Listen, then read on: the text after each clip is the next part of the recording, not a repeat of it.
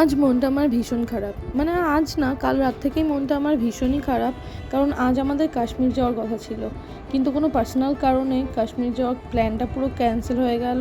এখন আমি বাড়িতে বসে বাড়ির কাজ করছি। মন খারাপ করেই বা আর কি করব, হয়তো আমার কপালেই ছিল না এবার কাশ্মীর যাওয়াটা। তাই সকালবেলা ঘুম থেকে উঠে ঘরের সব কাজ বাজ করে বসে গেছিলাম একটা পার্সেল আনপ্যাক করতে। আর আমার না রিসেন্টলি বই পড়ার প্রতি খুব আগ্রহ জেগেছে। আমি অলরেডি 2টো বই ফিনিশ করেও ফেলেছি। এটা আমার 3 নম্বর বই, আমি এখন এই বইটা পড়ছি। বেশ ইন্টারেস্টিং লাগছে। আর আমার মন খারাপ থাকলে সারাদিনের অর্ধেকটা সময় বারান্দাটাই কেটে যায়। আর বর্মশাই সেদিন আমাকে রান্না করতে দেয়নি, কারণ কাশ্মীর যেতে পারিনি, তাই মন খারাপ ছিল। সেই কারণে বর্মশাই বিরিয়ানি নিয়ে এসেছিল, আর সাথে আমার ফেভারিট কোল্ড ড্রিঙ্কস। তাই বর্মশাই নিজের হাতে খাইয়ে দিয়েছি। কিন্তু তারপরেও কাশ্মীর যেতে না পারার মন খারাপ তো একটা থেকেই যায়। তো আর কি, সারাদিন এইভাবেই কেটে গেল। দুপুরের লাঞ্চ শেষ করে ইচ্ছা না থাকা সত্ত্বেও বিজনেসে যেতে হলো। আর কি, ঠাকুর প্রণাম করে কাস্টমার ডিলিং করে লেগে পড়লাম কাজে। আর এইভাবেই কেটে গেল সারাটা দিন। কাশ্মীর যাওয়ার দুঃখই রয়ে গেল। আর আমার মুখ দেখে আশা করে বুঝতেই পারছো সারাটা দিন আমার মন মেজাজ কেমন ছিল।